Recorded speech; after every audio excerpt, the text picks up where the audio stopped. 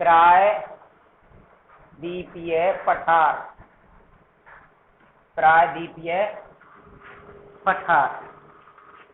देखो इस प्रायद्वीपीय पठार क्या है?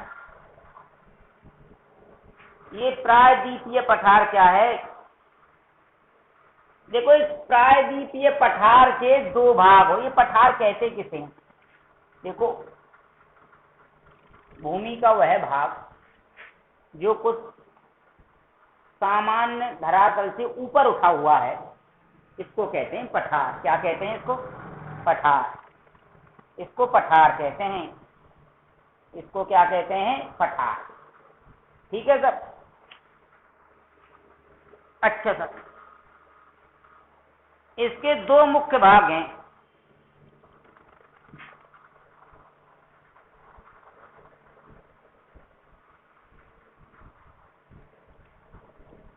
इसके दो भाग हैं सर, पठार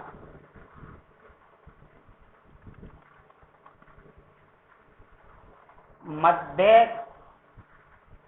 उच्च भाग। उच्च भाग, एक तो मध्य उच्च भाग हो गया था, ठीक है जी, यह उच्च भूमि। एक हो गया दक्षिण का पठार। दक्षिण का पठार ऐसे, ठीक है सब?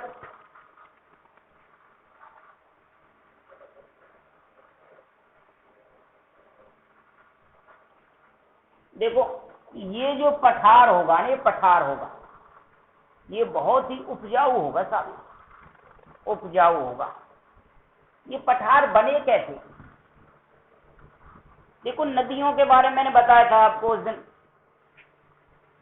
बताया था नहीं? होता मृदा अपरदन होता है, जलोढ़ होता है। नदियां जब बहती हैं, बह करके जब लाती हैं पानी को, तो उन पानी के साथ में मिट्टी, कंकड़, पत्थर, बजरी आती है, पेड़ पौधे आ जाते हैं। और जब धीरे धीरे धीरे धीरे धीरे धीरे ये जो धरातल पर आते हैं और नदी का ढलान कम हो जाता है, पानी का भाग क्षेत्र कम हो जाता है, तो फिर वहाँ नदियों द्वीपों का निर्माण होता है। और जब ये नदी द्वीप ज़्यादा बढ़ जाते हैं, ज़्यादा पुराने हो जाते हैं, तो फिर ये पठार बन जाते हैं। क्या बन जाते हैं? पठार, क्योंकि इनका एरिया बहुत बड़ा हो जाता है। अब बताओ ये पठार की जो मिट्टी है, ये नदियों के द्वारा ही तो लाई गई है, ये जलोढ़ मृदा ही तो है ये। और जब जलोढ़ मृदा होगी तो भैया वो बहुत उपजाऊ होगी कृषि के लिए, होगी कि नहीं होगी? दूसरी बात, खनन बहुत बढ़िया होगा यहाँ पर। क्या होगा? खनन, क्योंकि पेड़ पौधे वनस्पतियां सब आते हैं मिट्टी के साथ में, कंकड़ पत्थर बजरी आते हैं कि नहीं आते? तो ये खनन की दृष्टि से भी और कृषि की दृष्टि से बड़ा उपयुक्त है, बड़ा उपजाऊ क्षेत्र है, बड़ा कीमती है। और जनसंख्या भी यहाँ कैसी मिलेगी? सघन। कैसी मिलेगी? सघन। देखो जहाँ खाने कमाने के अच्छे साधन है, जहाँ उपजाऊ क्षेत्र होगा, वहाँ ज्यादातर लोग जाकर के बसेंगे, दूर दूर से पलायन करके आएंगे बसने के लिए। आएंगे कि नहीं आएंगे? देखो दिल्ली में तुम्हारे में कितना जनसंख्या, कितनी जनसंख्या बढ़ गई, कितनी सघन जनसंख्या हो गई हरियाणा की। लोग बाग आस पास से जाते हैं, खाने कमाने के अच्छे साधन है, वहाँ फैक्ट्रियों का एरिया है, लोगों को रोजगार मिल जाता है। मिल जाता है कि नहीं? उत्तर प्रदेश है, देखो कितनी सघन जनसंख्या मिलेगी, कृषि के अच्छे साधन है, वहाँ अच्छी पैदावार होती है, रोजगार मिल जाता है लोगों को, सघन जनसंख्या मिलेगी। ठीक है सर? इसके बारे में थोड़ा सा पढ़ेंगे हम। प्रायद्वीपीय पठार एक मेज की आकृति वाला स्थल है जो पुराने क्रिस्टलीय, आग्नेय तथा रूपांतरित शैलों से बना है। मैंने बताया था आपको, जब ये जलोढ़ मृदा है तो चट्टाने आएंगे, इसके साथ कंकड़ पत्थर आएंगे, बजरी आएगी, मिट्टी आएगी, पेड़ पौधे आएंगे बह करके। ठीक है? यह गोंडवाना भूमि के टूटने तथा अफवाह के कारण बना था, तथा यही कारण है कि यह प्राचीनतम भूभाग का एक हिस्सा है। इस पठारी भाग में चौड़ी तथा छिछली घाटियां एवं गोलाकार पहाड़ियां हैं। इस नदी के दो मुख्य भाग हैं, मध्य उच्च भूमि तथा दक्कन का पठार। दक्कन का पठार नहीं कहते, इसको दक्कन का पठार भी कहते हैं।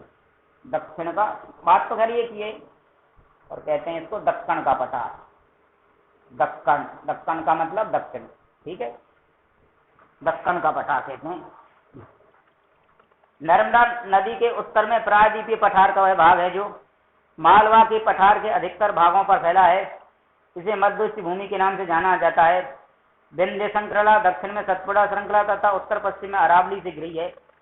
पश्चिम में यह धीरे धीरे राजस्थान के बलौई तथा पथरीले मरुस्थल से मिल जाता है। इस क्षेत्र में बहने वाली नदियां चंबल, सिंध, बेतवा तथा कैन दक्षिण पश्चिम तथा उत्तर पूर्व की तरफ बहती हैं।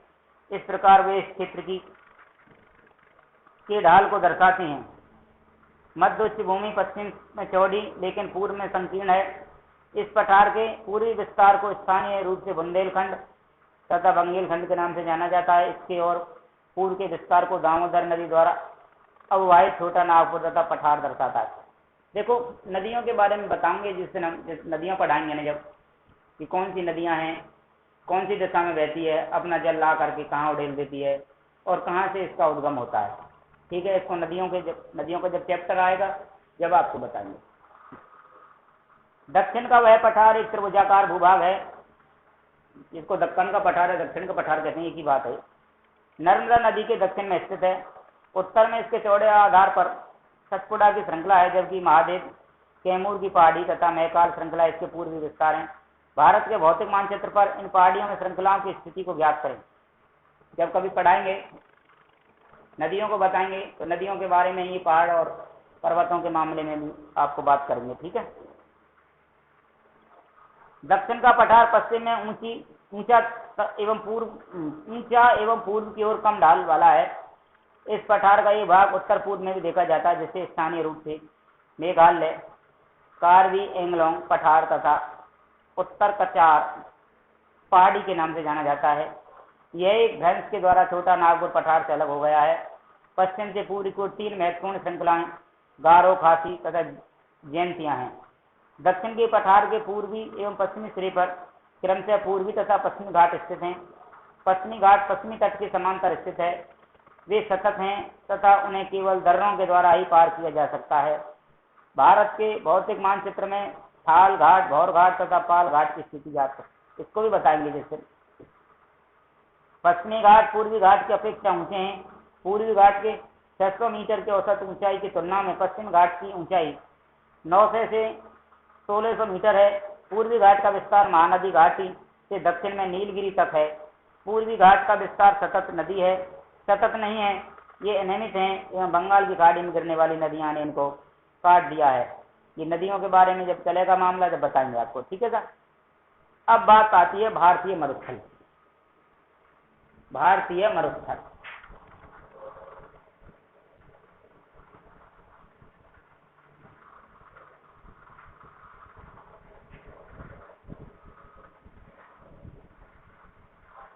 देखो, पठार है ना, ये मध्य भाग होता है। कौन कैसा होता है? मध्य पूर्व की तरफ है। ये भारत के मानचित्र में मध्य पूर्व की तरफ। अब बारी आती है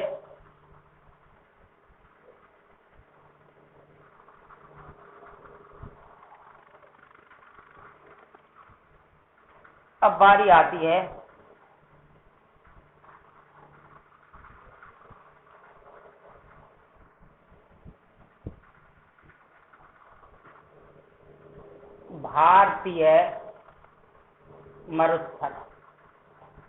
भारतीय मरुस्थल भैया, ये भारतीय मरुस्थल है जो हमारे भारत देश के पश्चिम दिशा की तरफ है। ठीक है सर, हमारे भारत देश के पश्चिम दिशा की तरफ है। तो देखो, पश्चिम दिशा की तरफ है तो भारत के पश्चिम में एक तो पड़ता है हमारा साहब गुजरात पड़ता है, फिर उत्तर पश्चिम में राजस्थान पड़ता है, फिर पंजाब पड़ जाता है, थोड़ा सा हरियाणा पंजाब पड़ जाता है कि नहीं पड़ जाता। तो राजस्थान का भी पूरा इलाका नहीं है, आधा इलाका। ठीक है, कितना इलाका? आधा, मतलब 60% के लगभग, आधे से ज्यादा। ये मरुस्थल है। देखो, ये मरुस्थल है जी, रेगिस्तानी इलाका। ये मरुस्थल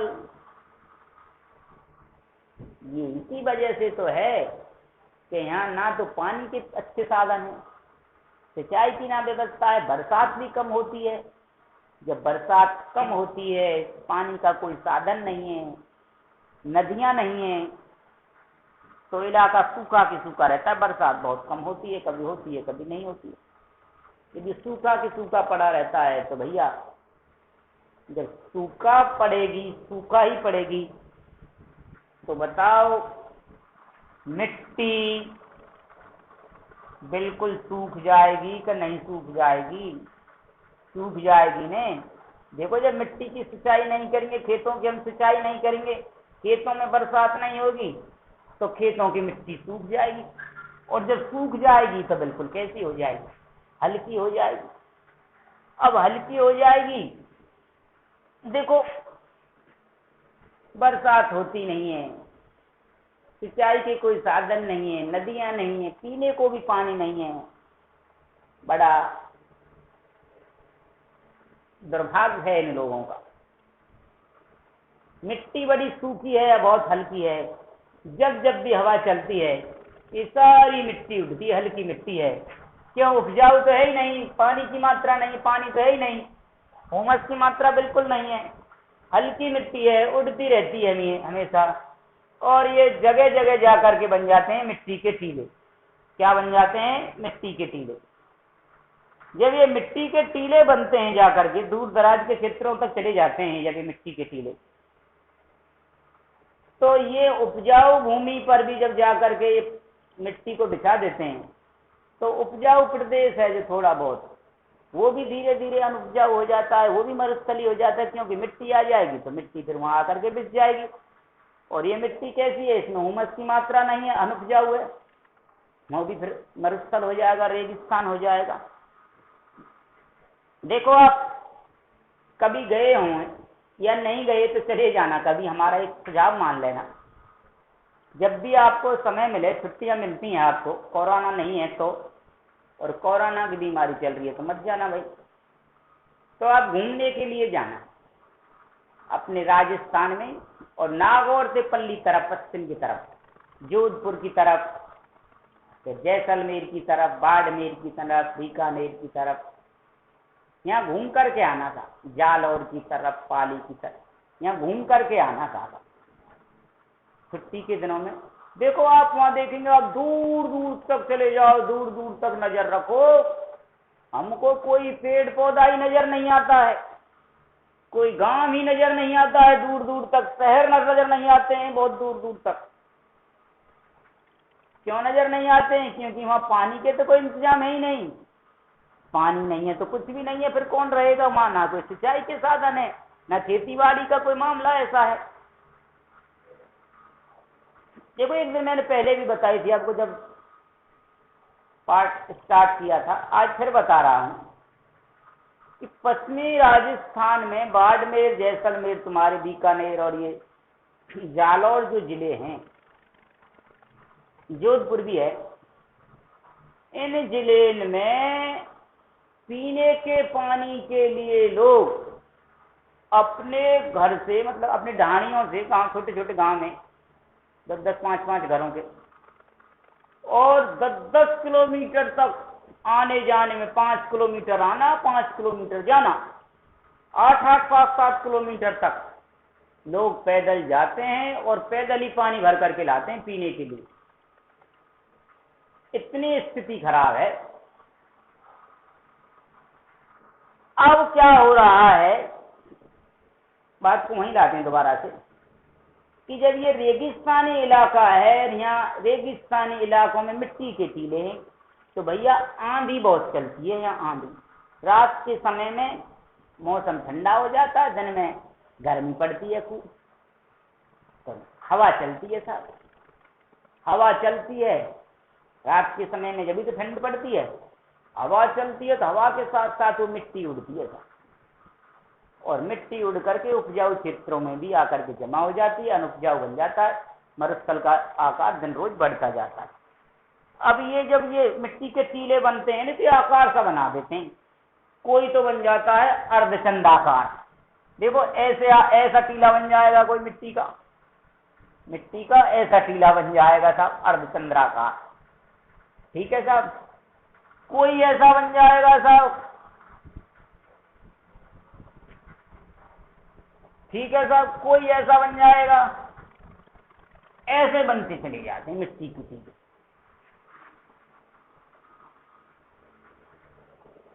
कौन कौन सा राज्य है भारत के? भारत के कौन कौन से ऐसे राज्य हैं यहाँ मरुस्थल पाया जाता है? तो आप ध्यान रखना, पश्चिमी राजस्थान, पश्चिमी गुजरात और पश्चिमी पंजाब। ठीक है, ये है। अरावली पहाड़ी के पश्चिमी किनारे पर थार का मरुस्थल स्थित है। यह बालू के टिब्बों से ढका एक तरंगित मैदान है। इस क्षेत्र में प्रतिवर्ष 150 मिलीमीटर से भी कम वर्षा होती है। इस शुष्क जलवायु वाले क्षेत्र में वनस्पति बहुत कम है। भैया जब वर्षा नाम मात्र की होती है तो फिर वनस्पति कहाँ से आएगी, कहाँ से पेड़ पौधे आएंगे? कुछ नहीं आएगा। तो वर्षा ऋतु में ही कुछ सरताएं दिखती हैं और उसके बाद में बालू में ही विलीन हो जाती है। बरसात होती है, छोटी मोटी कोई घास की है जो नेका 10-5 दिन नजर आती है, फिर लेना देना कुछ है ही नहीं। फिर तो बालू यानी कि जो मिट्टी है उसी में दब जाती है। पर्याप्त जल नहीं मिलने से वे समुद्र तक नहीं पहुंच पाती हैं। केवल लूनी ही इस क्षेत्र की सबसे बड़ी नदी है। पश्चिमी राजस्थान का जो रेगिस्तान है, मरुस्थल का, राजस्थान के पश्चिमी भाग में जो मरुस्थल है, जो रेगिस्तान है, राजस्थान के पश्चिमी भाग में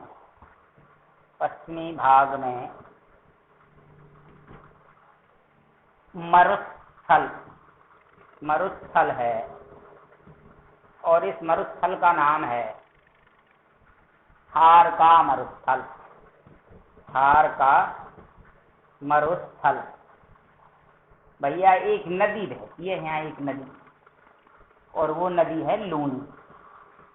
लूनी कह लो या लूनी, एक ही बात है। ठीक है सर, ये नदी बहती है। ये नदियों को जिस दिन कभी पढ़ाएंगे हम बता देंगे आपको। बरकान अर्धचंद्राकार बालू का टीला है, का विस्तार बहुत अधिक क्षेत्र पर होता है, लेकिन लंबवत टीले भारत पाकिस्तान सीमा के समीप प्रमुखता से पाए जाते हैं। यदि आप जैसलमेर जाएं तो बरकान के समूह देख सकते हैं। मैंने बताई थी, कभी चक्कर लगे तो भैया घूम करके आ जाना। अब बारी आई है तटीय मैदान। इसको समझ लिया, तटीय मैदान।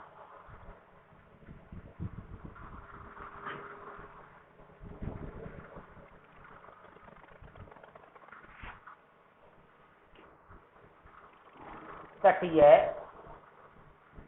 मैदान, तटीय मैदान। देखो, तटीय मैदान को तटवर्ती क्षेत्र भी कहते हैं। मैंने बताया था ना आपको कि समुद्र के किनारे पर ये जो क्षेत्र है, ये जो क्षेत्र है, ये जो क्षेत्र है, ये जो क्षेत्र है, ये क्या कहलाएगा? तटवर्ती क्षेत्र। क्या कहलाएगा? तटवर्ती क्षेत्र। तो ध्यान रखना है आपको। अब इसी के बारे में चर्चा करेंगे। ये क्या है? तटवर्ती क्षेत्र। उनको द्वीप भी कहते हैं। इनको क्या कहते हैं? द्वीप। ठीक है। प्रायद्वीपीय पठार के किनारे संकीर्ण तटीय पट्टियों का विस्तार है। यह पश्चिम में अरब सागर से लेकर पूर्व में बंगाल की खाड़ी। भैया देखो, ये तो है अरब सागर यहाँ तक, ये हिंद महासागर हो गया, ये भैया तुम्हारी बंगाल की खाड़ी हो गई। ठीक है, मानचित्र में उसमें नहीं बताया था। विस्तृत पश्चिमी तट, पश्चिमी घाट तथा अरब सागर के बीच स्थित एक संकीर्ण मैदान है। इस मैदान के 3 भाग हैं। तट के उत्तरी भाग को कोकण, मुंबई तथा गोवा। देखो, उत्तरी भाग ऊपर का है, जो ऊपर का है, जो ये है मुंबई, पुणे, गोवा। उत्तरी हो गया ऊपर का, यहाँ से ऊपर का उत्तरी। उत्तरी मुंबई और गोवा। ठीक है सर। मध्य भाग को कन्नड़ का मैदान, मध्य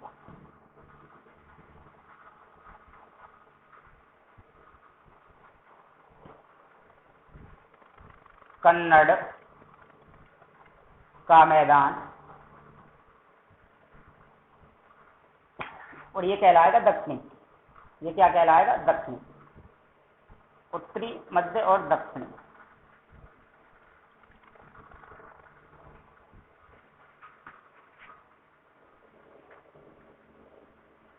मालाबार तट, कौन सा तट? मालाबार, मालाबार तट। ठीक है सर, ये इनका नाम रख दीजिए सर। कहा जाता है उत्तरी भाग को मुंबई को, मध्य भाग को कन्नड़ का मैदान और दक्षिणी भाग को मालाबार। बंगाल की खाड़ी के साथ विस्तृत मैदान चौड़ा एवं समतल है। उत्तरी भाग में से उत्तरी सरकार तथा दक्षिणी भाग को कोरोमंडल तट कहते हैं। अब ये तुम्हारा इधर की तरफ आ गया था, ये बंगाल की खाड़ी हो गई सब। बंगाल की खाड़ी, बंगाल की खाड़ी, और ये हो गया तुम्हारा अरब सागर, अरब सागर। ये तो अरब सागर हो गया, ये बंगाल की खाड़ी हो गई। ठीक है सर। इसके भी उत्तरी सरकार,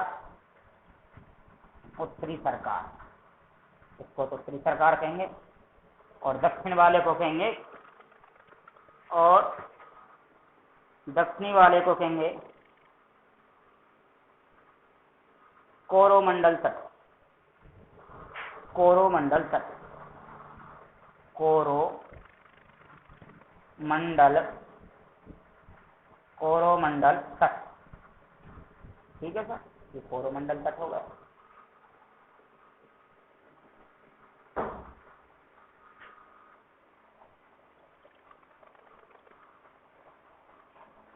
के नाम से जाना जाता है। बड़ी नदियां जैसे महानदी, गोदावरी, कृष्णा, कावेरी इस तट पर विशाल डेल्टा का निर्माण करती हैं। चिल्का झील पूर्वी तट पर स्थित एक महत्वपूर्ण भूलक्षण है। ये भैया, ये इसमें प्रश्न आया है, डेल्टा का निर्माण करते हैं। देखो, जब ये नदियां आ रही हैं ना, नदियां आ रही हैं, नदियां बह करके आ रही हैं, तो मैंने बताई थी जितनी भी नदियां हैं, और जिस दिन नदियां पढ़ाएंगे उस दिन बता देंगे, ये सब अपना पानी ले जा करके कहाँ उड़ेलती हैं? महासागरों में, सागरों में। तब ये बंगाल की खाड़ी में जब ये नदियां पानी ले जा करके उड़ेलती हैं, तो नदियों के साथ कंकड़, पत्थर, बजरी भी आती है, जो जाकर के समुद्र में जमा हो जाती है, और ये क्या बन जाता है? डेल्टा। क्या बन जाता है भैया? डेल्टा बन जाता है। ठीक है, तो ये गाद वगैरह है जो समुद्र में जाकर के डेल्टा बन जाता है। ठीक है। अब नदियां पहले यहाँ आती थी, अब इसको छोड़ करके डेल्टा से बगल करके निकल करके जाती हैं। ठीक है, ऐसे ही साथ नदियां यहाँ आती हैं, यहाँ आती हैं, धीरे धीरे धीरे धीरे धीरे धीरे धीरे धीरे यहाँ गाद जमा हो गई आकर के, फिर यहाँ जमा हो गई, फिर यहाँ जमा हो गई, फिर यहाँ जमा हो गई, फिर यहाँ जमा हो गई, ये फिर यहाँ जमा हो गई, यहाँ जमा हो गई, ऐसे ये डेल्टा बनता जाता है भैया। गाद जमा होती जाती है, नदियां पीछे की तरफ हटती जाती हैं, पहले ही खत्म हो जाती हैं, जल को पहले ही उड़ेल देती हैं, क्योंकि गाद तो वहां तक जा रही है बन बन करके।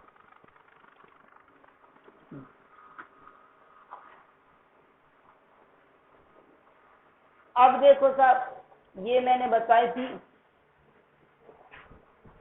तटवर्ती क्षेत्र, यहाँ द्वीप और पाए जाते हैं। कुछ द्वीप तो हैं, 43 द्वीप तो हैं अपने अरब सागर में। कितने? 43। और 204 द्वीप हैं बंगाल की खाड़ी में।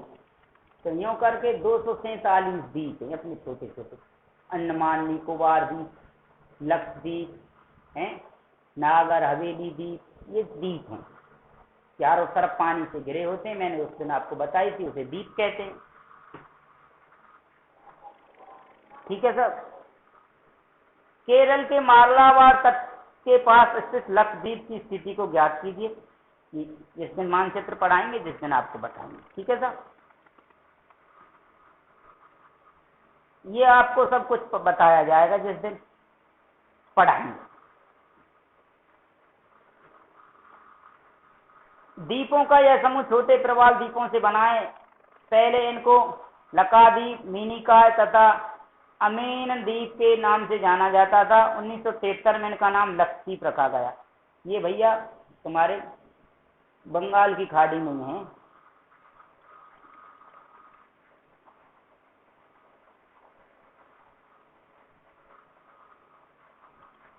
नहीं, अंडमान निकोबार द्वीप समूह बंगाल की खाड़ी में, लक्षद्वीप और ये तो अपने अरब सागर में है, इधर की तरफ।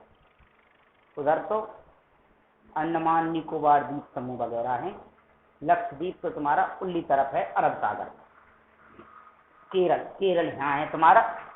मानचित्र बताएंगे जिस दिन पढ़ाएंगे तो बताएंगे एक एक करके। ये केरल है, ये अरब सागर है और ये तुम्हारा लक्षद्वीप।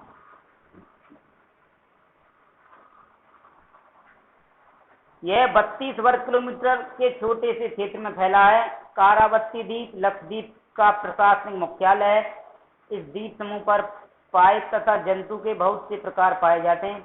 पिटली द्वीप जहाँ मनुष्य का निवास नहीं है, यहाँ एक पक्षी अभ्यारण्य है। ये तुमने 8वीं क्लास में पढ़ा था ना, अंग्रेजी के पाठ में पढ़ा था, है वो पढ़ाया तो था आपको जिस दिन अंग्रेजी का पाठ है। वो उससे मिलने आता है, उसका दोस्त है, फिर वहां कर निकल करके जाता है, एक पक्षी है, वही तो द्वीप था, वो यही द्वीप है। अंग्रेजी के पाठ में हल्का सा वर्णन है उसका। कोई नहीं रहता है उस पर, केवल पक्षी रहते हैं। ठीक है। अब बंगाल की खाड़ी में उत्तर से दक्षिण की तरफ फैले द्वीपों की श्रृंखला की ओर ध्यान दीजिए। ये अंडमान निकोबार द्वीप समूह है। यह द्वीप समूह आकार में बड़ी संख्या में बहुत तथा बिखरे हुए हैं। यह द्वीप मुख्यतः 2 भागों में बांटा गया है। इनको उत्तर में अंडमान, दक्षिण में निकोबार। यह माना जाता है कि द्वीप समूह निमज्जित पर्वत श्रेणियों के शिखर हैं। यह द्वीप समूह देश की सुरक्षा के लिए बहुत महत्वपूर्ण है। इन द्वीप समूह में पाए जाने वाले पादप जंतुओं में बहुत अधिक विविधता है। विविधता का मतलब होता है अंतर, भिन्नता। ये द्वीप विषुवत वृत्त के समीप स्थित हैं एवं यहाँ की जलवायु विषुवतीय है तथा यह घने जंगलों से आच्छादित हैं। स्पष्ट है कि ये विभाग एक दूसरे के पूरक हैं। विभिन्न भूआकृतिक विभागों का विस्तृत विवरण प्रत्येक विभाग की विशेषता स्पष्ट करता है, परंतु यह स्पष्ट है कि ये विभाग एक दूसरे के पूरक हैं। ठीक है सर। अब ये पाठ तुम्हारा आज यहाँ पूरा हो गया है। इसके बाद अगला जो पाठ है, तीसरे नंबर का जो पाठ है, वो है अफवाह। कौन सा पाठ है? अफवाह। भैया ये अफवाह क्या है? अफवाह को बताएंगे। अफवाह क्या है इसको बताएंगे। अफवाह अगला जो पाठ है वो है अफवाह।